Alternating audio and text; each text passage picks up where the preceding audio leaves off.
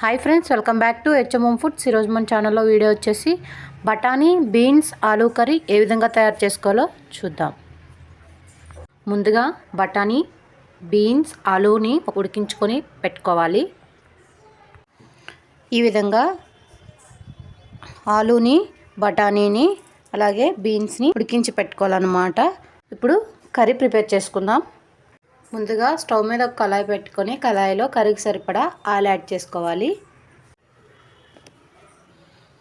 ఇప్పుడు oil heat అయినాక ఇందులో ఒక ఆనియన్ని చిన్న చిన్న ముక్కలుగా కట్ చేసి వేసుకోవాలి. అలాగే 3 పచ్చిమిర్చిని కూడా చిన్న చిన్న ముక్కలుగా కట్ చేసి వేసుకోవాలి. వీటిని బాగా కలుపుతూ వేయించుకోవాలి. చూసారా, ఆనియన్స్ ఈ విధంగా బాగా వేగాయి కదా. ఇప్పుడు ఇందులో అల్లం వెల్లుల్లి పేస్ట్ యాడ్ చేసుకుందాం. 1 స్పూన్ అల్లం వెల్లుల్లి పేస్ట్ యాడ్ చేసుకోవాలి. ఇప్పుడు దీన్ని బాగా వేగనివ్వాలి. అల్లం వెల్లుల్లి పచ్చివాసన పోయే వరకు వేయించుకోవాలి. ఇప్పుడు అల్లం వెల్లుల్లి పేస్ట్ బాగా వేగిపోయింది కదా. ఇందులో 1 కప్పు టమాటా ముక్కలు యాడ్ చేసుకోవాలి. అలాగే చిటికెడు పసుపు యాడ్ చేసుకోవాలి. అలాగే టమాటా ముక్కలు వేగడం కోసం 1/2 స్పూన్ సాల్ట్ యాడ్ చేసుకోవాలి. ఇప్పుడు వీటిని బాగా కలుపుకొని మగ్గించుకోవాలి. టమాటా ముక్కలు యాడ్ చేసుకున్న తర్వాత అందులో కొంచెం సాల్ట్ యాడ్ చేసుకొని మిక్స్ చేసుకొని ఇలా మూత పెట్టుకొని మగ్గించుకుంటే టమాటాలు చాలా త్వరగా వేగుతాయి అన్నమాట. ఇప్పుడు వేయించుకుందాం. ఇప్పుడు చూద్దాం. చూసారా, టమాటా బాగా మగ్గింది కదా. ఇప్పుడు ఇందులో మనం ముందుగా ఉడికించి పెట్టుకున్న ఆలు బఠానీ బీన్స్ని యాడ్ చేసుకోవాలి. ఇప్పుడు బాగా కలుపుకోవాలి. ఈ విధంగా బాగా కలుపుకొని మూత పెట్టుకొని ఒక 5 నిమిషాలు మగ్గనివ్వాలి.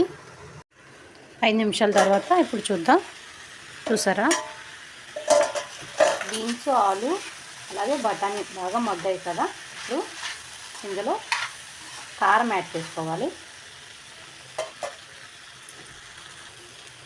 కర్రీకి సరిపడా కారం మీ టేస్ట్కి తగ్గ యాడ్ చేసుకోండి.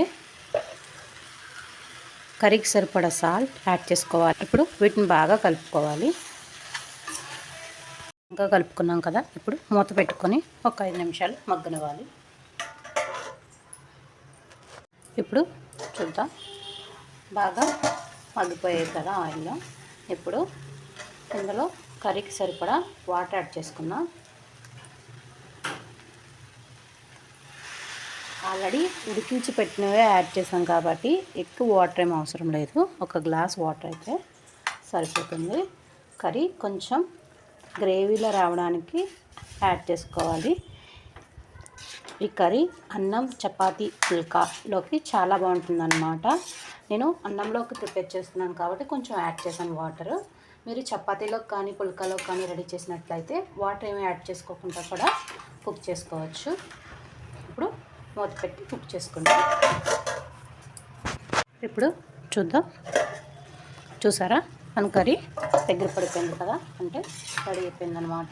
ఇప్పుడు ఇందులో లాస్ట్గా కొత్తిమీర యాడ్ చేసుకుందాం. అంతే ఫ్రెండ్స్, ఈ ఆలు బఠానీ బీన్స్ ఈ మూడిట్ల కాంబినేషన్ కర్రీ చాలా బాగుంటుందన్నమాట. ఒకసారి ట్రై చేయండి. నా వీడియో కనుక మీకు నచ్చినట్లయితే like, share, comment, subscribe. Thanks for watching.